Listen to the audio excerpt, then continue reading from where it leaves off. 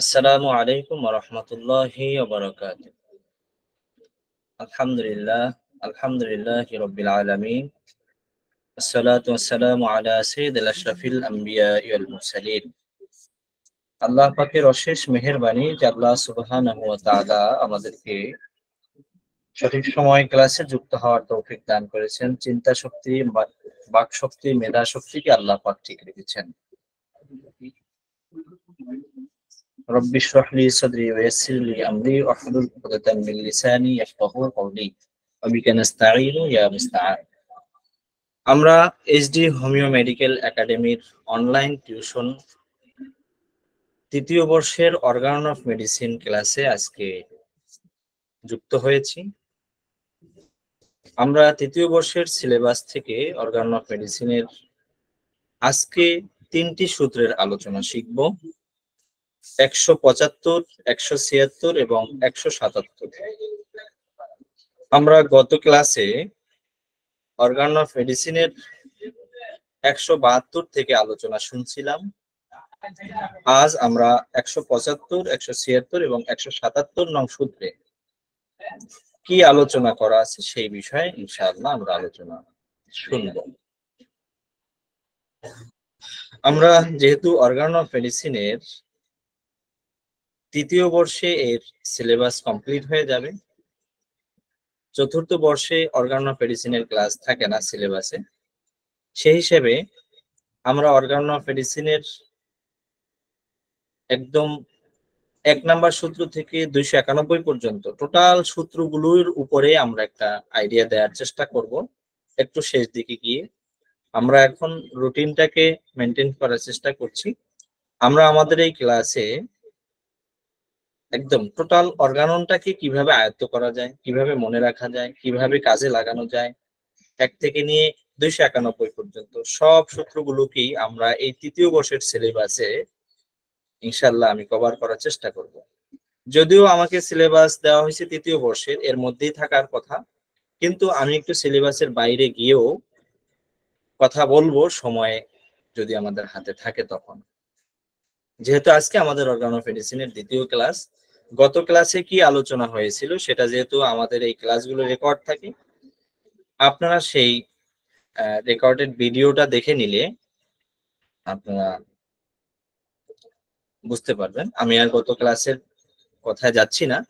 আজকে আমরা organ of মেডিসিনের 6ষ্ঠ সংস্করণের দ্বিতীয় ভাগ আরোগ্য কলা অংশ থেকে আলোচনা শুনব।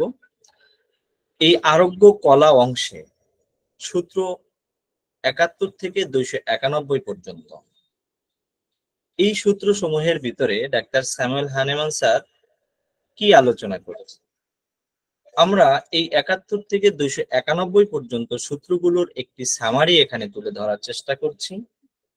যে এতগুলো সূত্রের ভিতরে অনেক লম্বা আলোচনা, সেই সকল লম্বা আলোচনা থেকে ছোট্ট একটা সামারি এখানে তুলে ধরার চেষ্টা করছি, যাতে এই অংশে কি বিষয়ে আলোচনা হতে যাচ্ছে তার একটি ধারণা আমাদের তৈরি হয়। অর্গান অফ মেডিসিনের এই অংশে অর্থাৎ 71 থেকে 291 পর্যন্ত এই অংশকে আরোগ্য কলা বলা হয়। এই অংশে রোগের সংজ্ঞা অর্থাৎ রোগ কাকে বলে, হোমিওপ্যাথিক দৃষ্টিভঙ্গিতে রোগের ডেফিনেশন, রোগ কাকে বলে সেই রোগের সংজ্ঞা সম্পর্কে আমরা জানতে পারবো, রোগের কারণ সম্পর্কে জানতে পারবো, রোগের ক্লাসিফিকেশন বা শ্রেণীবিভাগ সম্পর্কে জানতে পারবো, একজন চিকিৎসকের গুণাবলী সম্পর্কে আমরা জানতে পারবো, রোগীলিপি প্রস্তুত প্রণালী আমরা জানতে পারবো, ঔষধ পরীক্ষণ সম্পর্কে জানতে পারবো, ঔষধ সংরক্ষণ সম্পর্কে জানতে পারবো, ঔষধ প্রস্তুতকরণ ও ঔষধের মাত্রা নিরূপণ সম্পর্কে আমরা জানতে পারবো, মানসিক রোগ কি, তার চিকিৎসা কেমন সেটা আমরা জানতে পারবো, এবং মানসিক রোগের প্রতিকার কি সেটা আমরা জানতে পারবো। সকল প্রকার রোগীদের পথ্যাপথ্য বা খাদ্যাভ্যাস কেমন হবে, লাইফস্টাইল কেমন হবে সেই বিষয় সম্পর্কে আমরা জানতে পারবো। ঔষধ প্রয়োগের উপযুক্ত সময়, কখন আমি ঔষধ প্রয়োগ করব, কখন আমি ঔষধ প্রয়োগ করব না, এই বিষয় সম্পর্কে আমরা এখানে জানতে পারবো। এবং রোগীদের জন্য সার্বিক বিধিনিষেধ কি হবে, রোগীদের জন্য উপদেশ কি থাকবে আমাদের পক্ষ থেকে, এজ এ ফিজিশিয়ান হিসেবে বা একজন চিকিৎসক হিসেবে রোগীদের জন্য কিছু উপদেশ থাকে, সেই উপদেশগুলো কেমন হবে, কোন রোগীদের কি উপদেশ থাকবে ইত্যাদি বিষয়গুলো বিস্তারিতভাবে এই অংশে অর্থাৎ আরোগ্য কলা অংশে আলোচনা করা হবে। আমরা এই বিষয়গুলোকে সুন্দরভাবে আলোচনা করার চেষ্টা করব পর্যায়ক্রমে। এবারে আমরা যাব আমাদের আজকের তৃতীয় বর্ষের যে সিলেবাস, তৃতীয় বর্ষের সিলেবাস অনুযায়ী আমাদের গত ক্লাসে আলোচনা হয়েছে 172 থেকে 100 এখানে যে বিষয়টা দেওয়া আছে এটা একটু ভিন্ন আঙ্গিকে, অর্থাৎ ওয়ান সাইডাল ক্রনিক ডিজিজ বা একদৈশিক চিররোগ এই বিষয়ের আলোচনা 172-73 এবং স্থানীয় রোগ এবং তার চিকিৎসা, অর্থাৎ এই যে অনসাইডাল ডিজিজ কি এবং তার চিকিৎসা কেমন হবে এই বিষয়ে 174 থেকে 203 নং সূত্র পর্যন্ত লম্বা আলোচনা। এই আলোচনাগুলো পর্যায়ক্রমে হবে।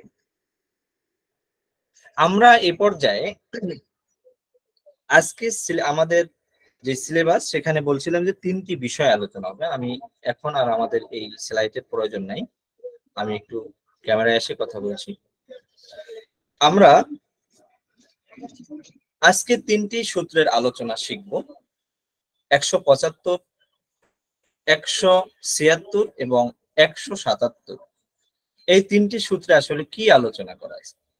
ওয়ান সাইডাল ক্রনিক ডিজিজ বা একদৈশিক চিররোগ কি এই বিষয়ে আমরা গত ক্লাসে বলেছি, তার ডেফিনেশন, তার ক্লাসিফিকেশন আমরা গত ক্লাসে বলেছি, সেই ভিডিওটা দেখে নিলে হয়ে যাবে। আজকে আমরা শুরু করব কৃত্রিম বা অলিক যেই অনসাইডাল ডিজিজ সেটা কি। এটার ক্ষেত্রে একটু কথা বলে রাখি, আমরা চিকিৎসা ক্ষেত্রে দেখব 3টি বিষয় আমরা পাবো।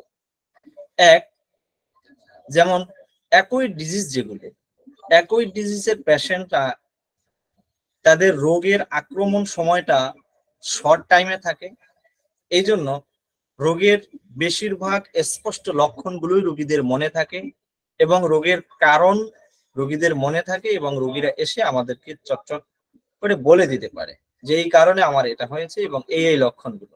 অর্থাৎ একই ডিজিজের বেশিরভাগ ডিজিজই লক্ষণগুলো স্পষ্ট থাকে এবং সেখানে ঔষধ নির্বাচন করা আমাদের জন্য সহজ হয়ে যায়। আর এক রকম ডিজিজ হলো ক্রনিক ডিজিজ। ক্রনিক ডিজিজের ক্ষেত্রে যে বিষয়টা ঘটে সেটা হলো কিছু স্পষ্ট লক্ষণ রোগীরা বলতে পারে আর কিছু লক্ষণ রোগীরা বলা প্রয়োজন মনে করে না। সেগুলো কেমন? সেগুলো হলো যেই লক্ষণগুলো একসময় রোগী মনে করতো সমস্যা, কিন্তু দীর্ঘদিন রোগী এই সমস্যা ভোগ করতে করতে রোগী এখন আর সেই সমস্যাকে সমস্যা মনে করে না, রোগী মনে করে আসলে এটা স্বাভাবিক অবস্থা।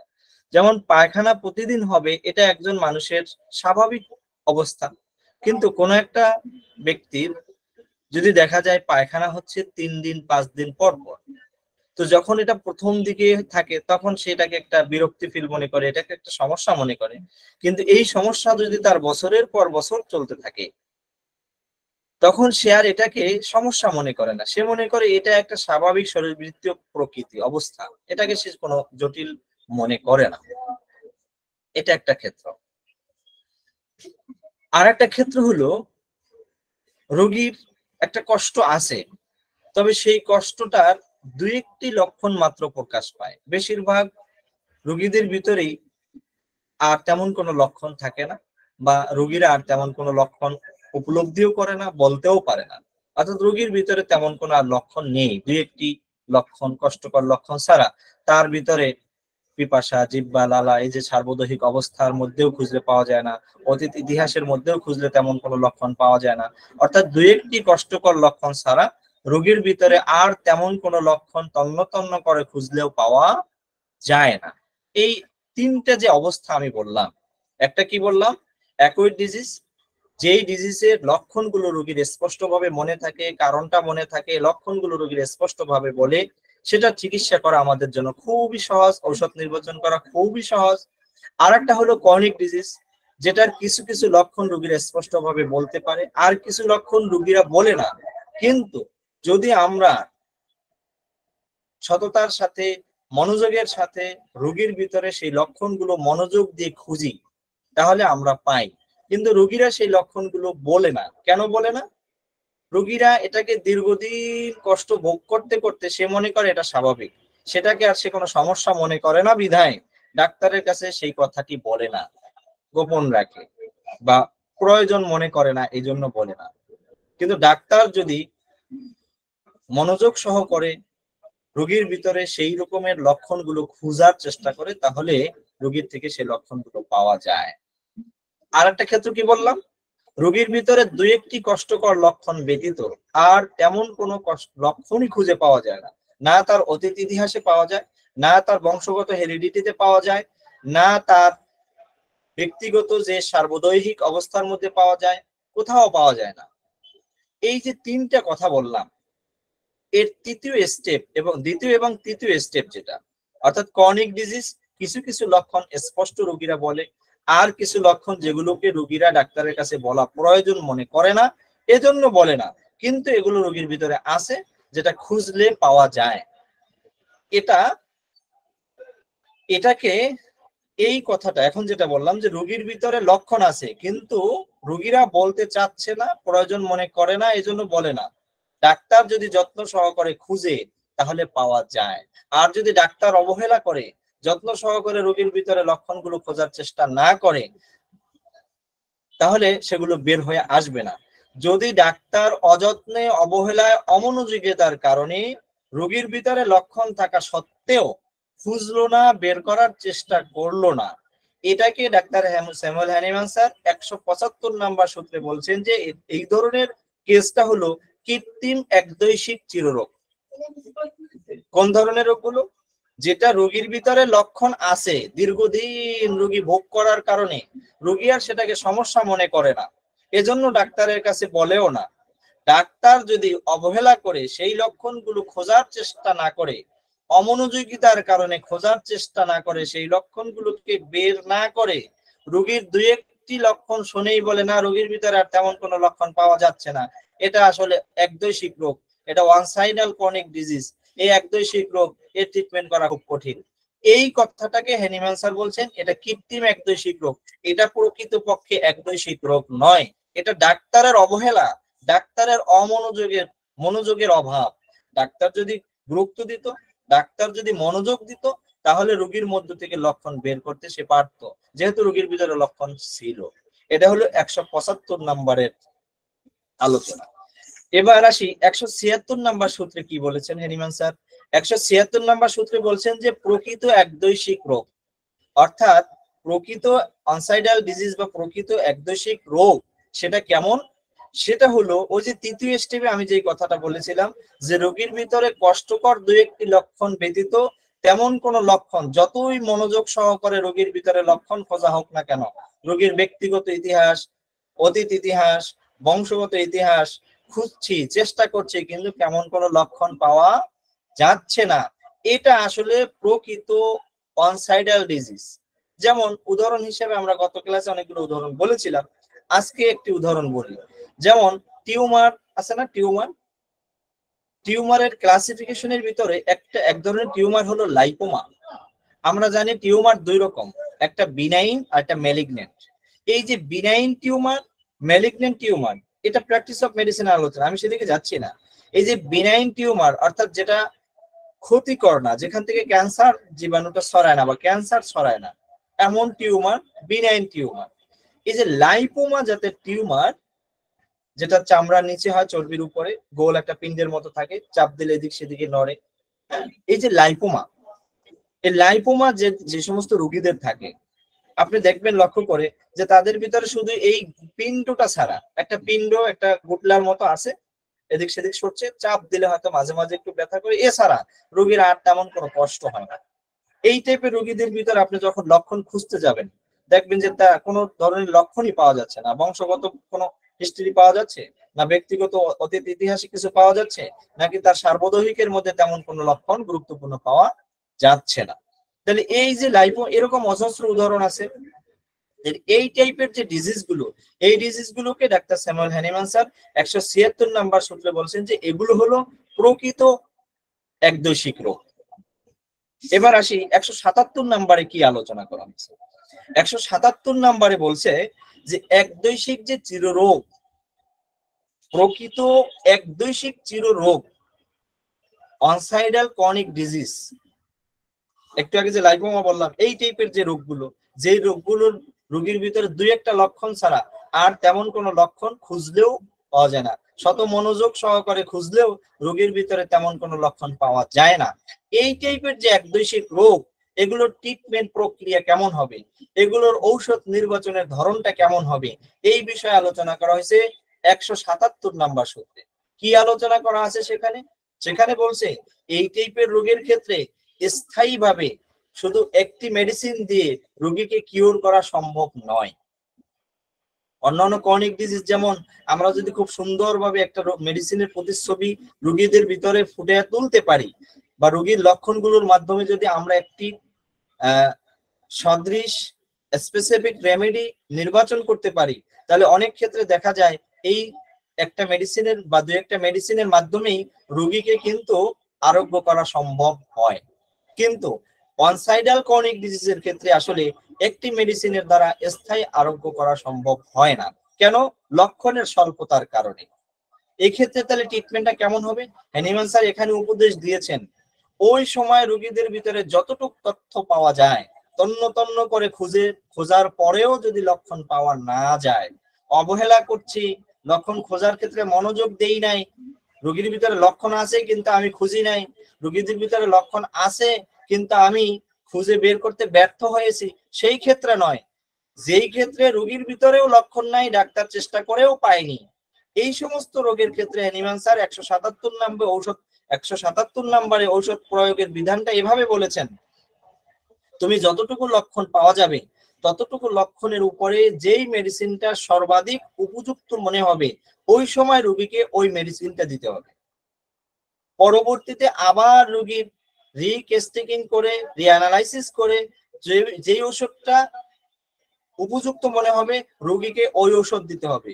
প্রতিবার এটাই করতে হবে, যে ওষুধটা রোগীর সাথে উপযুক্ত মনে হবে ওই ওষুধটাকে রোগীকে দিয়ে ট্রিটমেন্ট করতে হবে।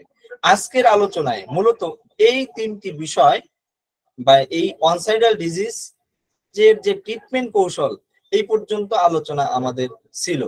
তাহলে আমি একটু তিনটা সূত্রের সামারিটা আবারও বলছি, কারণ অনেকে একটু পরে যুক্ত হয়েছেন। আজকে আমাদের সিলেবাস ভিত্তিক তিনটা সূত্রের আলোচনা হওয়ার কথা থার্ড ইয়ারের সিলেবাস অনুপাতে, 175, 176, 177। আমি এবার কথাটা বলে আমি আপনাদের থেকে একটু শুনবো, এরপরে আপনাদের কোনো প্রশ্ন থাকলে প্রশ্নের উত্তর দিব। আমার কথাটা আবার একটু মনোযোগ সহকারে শুনুন। আমরা যখন রোগী চিকিৎসা করতে যাব তখন তিন ধরনের মানুষ পাবো, তিন ধরনের রোগী পাবো।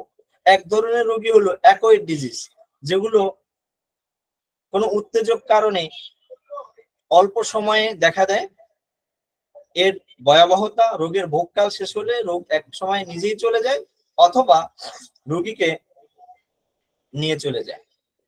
এই যে অ্যাকোয়েড ডিজিজ ক্লাসিফিকেশনটা আমি এখন আর বলছি না। এই যে অ্যাকোয়েড ডিজিজ, এই অ্যাকোয়েড ডিজিজের ট্রিটমেন্ট করা খুব সহজ। কেন? এর লক্ষণগুলো স্পষ্ট থাকে, রোগীরা অল্প সময় ধরে রোগটা ভোগ করে, তো এই জন্য তারা এই লক্ষণগুলো মনে রাখে এবং বলতে পারে। এই জন্য আমরা খুব সহজেই ওষুধ নির্বাচন করতে পারি, আমাদের খুব বেশি কষ্ট হয় না এবং রোগীরা খুব দ্রুত আরোগ্য হয়ে যায়। আর এক রকম রোগ হলো ক্রনিক ডিজিজ, যেখানে রোগীদের লক্ষণগুলো কিছুটা স্পষ্টই থাকে আর কিছু কিছু লক্ষণ রোগীদের ভিতরে রোগীরা স্পষ্টভাবে বলে না। কেন বলে না? যেহেতু এই সমস্যাগুলো রোগীরা দীর্ঘদিন ভোগ করে, যার কারণে সে এটাকে কোন সমস্যা মনে করে না। আর সে এখন যে রোগের চিকিৎসা করতে আসছে তার সাথে ওই লক্ষণগুলোর কোনো সম্পর্ক আছে বলেও মনে করে না। এই জন্য অনেক সময় রোগীরা বলে না ডাক্তারের কাছে। যেমন পায়খানা প্রতিদিন হবে এটা স্বাভাবিক, কিন্তু কারো পায়খানা প্রতিদিন হচ্ছে না, 2-3 দিন পর পর হচ্ছে, এটা একটা সমস্যা, কিন্তু রোগী এটাকে সমস্যা মনে করে না। কেন?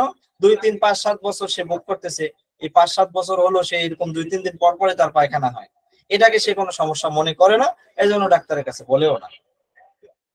এই টাইপের যে লক্ষণগুলো, এইগুলো রোগীরা যেহেতু বলে না, আর ডাক্তার যদি এগুলোকে গুরুত্ব না দেয় ডাক্তার যদি মনোযোগ সহকারে এই লক্ষণগুলোকে রোগীর ভিতর থেকে খুঁজে বের করার চেষ্টা না করে বলে দেয় যে আসলে রোগীর ভিতরে তেমন লক্ষণ নাই, তেমন একটা লক্ষণ পাওয়া যাইতেছে না, শুধু এই দুই একটা লক্ষণ বলতেছে, এটা আসলে একদৈশিক রোগ, এটা চিকিৎসা করা কঠিন, হ্যানিম্যান বলছেন না, এটা হলো কৃত্রিম একদৈশিক রোগ। এটা চিকিৎসকের অবহেলা, চিকিৎসকের দায়িত্বের অবহেলা, চিকিৎসকের মনোযোগের অভাব, চিকিৎসকের ব্যর্থতা। রোগীর ভিতরে লক্ষণ আছে কিন্তু চিকিৎসক বের করতে পারেনি, মনোযোগ দেয়নি, গুরুত্ব দেয়নি, এটা আসলে প্রকৃত একদৈশিক রোগ নয়। কথাটা ক্লিয়ার?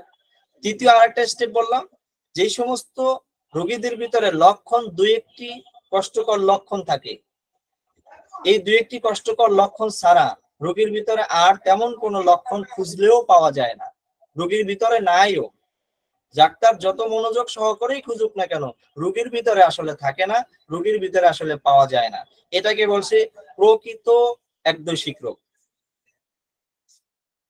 তাহলে 175-এ আমরা পেলাম অলিক বা মিথ্যা বা কৃত্রিম একদৈশিক রোগ, আর 176-এ পেলাম প্রকৃত একদৈশিক রোগ। 177-এ এসে বলছে যেটা প্রকৃত একদৈশিক রোগ, এই প্রকৃত একদৈশিক রোগের চিকিৎসাটা কেমন হবে। প্রকৃত একদৈশিক রোগের একটা উদাহরণ আমি বলেছিলাম, আবার একবার বলছি, কি সেটা হলো যেমন লাইপোমা, বিনাইন প্রকৃতির টিউমার। এই লাইপোমা যে সমস্ত রোগীদের থাকে তাদের ক্ষেত্রে দেখা যায় দুই একটি লক্ষণ ছাড়া, এই লাইপোমাটা ছাড়া তার ভিতরে আর তেমন কোনো লক্ষণ খুঁজলেও পাওয়া যায় না। এই যে খুঁজলেও রোগীর ভিতরে নাই, মনোযোগ সহকারে খুঁজলেও তেমন কোনো লক্ষণ পাওয়া যায় না, এই যে প্রকৃত অনসাইডাল ডিজিজ, এরকম হাজারো যত রকমের রোগ হোক, এই রোগগুলোর চিকিৎসা আসলে কিভাবে করব, এই রোগগুলোর ঔষধ নির্বাচন আসলে কিভাবে করব, এই রোগগুলো চিকিৎসার ক্ষেত্রে অন্যান্য ক্রনিক কেসের ট্রিটমেন্টের মতো এগুলো হয় না যে একটা দুইটা মেডিসিন দিয়ে রোগীকে কিওর করা সম্ভব, পর্যায়ক্রমে মাত্রা বাড়ায় বাড়ায় পাওয়ার বাড়ায় বাড়ায় রোগী কিওর করা সম্ভব। হ্যানিম্যান বলছেন যে অনসাইডাল ডিজিজের ক্ষেত্রে এটা সম্ভব নয়, যে স্থায়ীভাবে একটি মেডিসিন নির্বাচন করে রোগীকে কিওর করা, এটা সম্ভব নয়। তাহলে কি করতে হবে? তাহলে করতে হবে ওই সময় রোগীদের ভিতরে যতটুকু লক্ষণ থাকে সেই লক্ষণগুলো যেই মেডিসিনের সাথে খুব বেশি মিলে, খুব বেশি সিমিলার হবে, ওই মেডিসিনটাকে রোগীকে প্রয়োগ করতে হবে। পরবর্তীতে আবারও রিকেস্টিকিং করে রিঅ্যানালাইসিস করে যেই মেডিসিনটা খুব বেশি উপযুক্ত হবে ওই মেডিসিনটা রোগীর ভিতরে প্রয়োগ করতে হবে। এর আলোচনা আরো পরবর্তী আলোচনাগুলো এর রিলেটেড, একদম 203 নাম্বার সূত্র পর্যন্ত এই ওয়ানসাইডাল ডিজিজ নিয়ে আলোচনা হবে। পরবর্তী সূত্রগুলোর ভিতরে কি আলোচনা আছে সেগুলো আমরা পরবর্তী ক্লাসে শিখতে থাকবো পর্যায়ক্রমে। আজকে পর্যন্ত আমরা দ্বিতীয় ক্লাসে আমরা তিনটি বিষয়, তিনটি সূত্র আমরা জানতে পারলাম, 175, 176 এবং 177। এই আজকের আলোচনায় 175, 176, 177 এই যে তিনটে সূত্রের আমি আলোচনা করলাম, আজকের আলোচনায় এই মুহূর্তে যারা আমাদের সাথে উপস্থিত আছেন, আপনাদের কারো কোনো সূত্রে কোনো জায়গায় অস্পষ্ট থাকলে, না বুঝলে আমাকে বলতে পারেন, আমি আপনাদের উত্তর দেব। স্যার আপনার ক্লাসটা কবে থেকে হচ্ছে? এটা তো লিংক কোনো পাইনি, আজকেই প্রথম লিংক পেলাম। জি, এটা homeo HD homeo medical academy কর্তৃক অনলাইন টিউশন একটি প্ল্যাটফর্মে ক্লাস, এটা জানুয়ারিতে শুরু হয়েছে এবং এটা 1 বছর চলবে। আমাদের এই প্ল্যাটফর্মে ইয়ার ভিত্তিক ভর্তি হওয়া, first year, second year, third year, year ভিত্তিক আমরা ভর্তি নিচ্ছি। এখানে একজন স্টুডেন্ট বা একজন ডাক্তার একই সাথে 2 ইয়ারে ভর্তি হতে পারবে, যে কোনো 2 ইয়ারে। ফার্স্ট ইয়ার আমরা ডিএসএমএস সিলেবাসের যে সাবজেক্টগুলো রয়েছে সেই সাবজেক্টগুলোর উপরে ইয়ার ভিত্তিক আমাদের এই কোর্স কারিকুলাম শুরু হচ্ছে, যেখানে ভর্তি শর্ত আমাদের জানুয়ারি মাস ক্লাসটা ফ্রি থাকবে, ফেব্রুয়ারি মাস থেকে আমাদের এই ক্লাসের লিঙ্কগুলো আর উন্মুক্ত থাকবে না, যে আমাদের এই কোর্সে যারা ভর্তি হবে শুধুমাত্র তাদের জন্যই এই লিঙ্কটা ওপেন থাকবে, তারা এই লিঙ্কটা পাবে, তারা এই ক্লাসে যুক্ত হবে। স্যার কোর্স ফি কত? কোর্স ফি আমাদের 3,999 মিলি 4,000 টাকা 1 বছরের জন্য, 1 ইয়ারে। আপনি যে কোনো ইয়ারে ভর্তি হতে পারেন, first year, second year, third ইয়ার, ফোর্থ ইয়ার, প্রত্যেক ইয়ারেই আমাদের শিক্ষক মন্ডলী রয়েছেন এবং প্রত্যেক ইয়ারেই ডিএসএমএস সিলেবাসের যে সাবজেক্টগুলো সেই সিলেবাস কমপ্লিট করে এখানে বিভিন্ন জ্ঞানী গুণী চিকিৎসক, ডাক্তার, শিক্ষক মন্ডলীরা আলোচনা করেন। আপনার যে ইয়ারে পছন্দ যে কোনো ইয়ারে ভর্তি হতে পারেন, তবে আমার পরামর্শ হলো ফার্স্ট ইয়ার থেকে শুরু করা উচিত। ফার্স্ট ইয়ার থেকে ফোর্থ ইয়ারে একজন স্টুডেন্ট 2 ইয়ারে একসাথে ভর্তি হতে পারবে। আমরা এই জানুয়ারি মাসের পরে ক্লাস লিঙ্ক আর অন থাকবে, এরকম উন্মুক্ত থাকবে না, এজন্য দ্রুত ভর্তি হয়ে যাবেন। আশা করি খুব ভালো কিছু শেখা হবে। প্রত্যেক সাবজেক্ট সম্পর্কে খুব ভালো ভালো টিচার নিয়োগ করা হয়েছে। নিশ্চিত করেই আমরা আমাদের শিক্ষক মন্ডলীতে যারা ভর্তি হবেন খুব উপকৃত হবেন। আজকের ক্লাস যতটুকু হলো এ সম্পর্কে আপনাদের কারো কোনো প্রশ্ন আছে কিনা?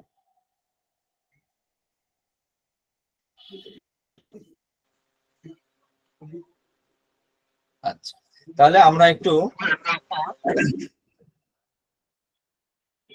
আমাদের এই আসসালামু আলাইকুম স্যার। ওয়ালাইকুম আসসালাম।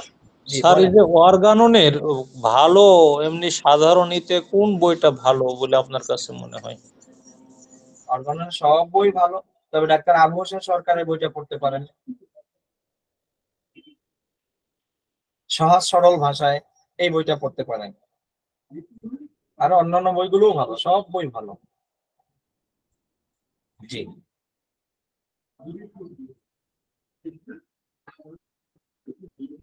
আমি আশা করব আপনারা আমাদের এই প্ল্যাটফর্মে ভর্তি হবেন, কারণ আজকের ক্লাস যদি ভালো লেগে থাকে আশা করি আমাদের আগামী ক্লাসগুলোও ভালো লাগবে। অনেক একঝাঁক মেধাবী এবং যোগ্য সম্পন্ন শিক্ষক মন্ডলী দ্বারা আমাদের এই অনলাইন টিউশন ডিএসএমএস সিলেবাসের সকল সাবজেক্ট, ইয়ার ভিত্তিক সাবজেক্ট গুলোর ক্লাস এখানে হবে। তো আশা করি যারা আজকের ক্লাসে ছিলেন আপনারা ভালো লাগবে এবং আপনারা ভর্তি হলে উপকৃত হবেন ইনশাআল্লাহ। স্যার, ওই যে বললেন যে একসাথে দুইটা ইয়ারে ভর্তি হওয়া যাবে, সেক্ষেত্রে ক্লাস কি এক সময় হবে না? না এক সময় হলে? আমাদের ক্লাস টাইমটা এইভাবে সাজানো হয়েছে, প্রতিদিন 4 ইয়ারেরই ক্লাস হচ্ছে। একটা ক্লাস হলো 9টা থেকে 10টা, আর একটা হলো 10টা থেকে 11টা। এই জন্য একজন স্টুডেন্ট চাইলে 2 ইয়ারে ভর্তি হতে পারবে। 9টা থেকে 10টা এক ইয়ার, আবার 10টা থেকে 11টা সে আর এক ইয়ার।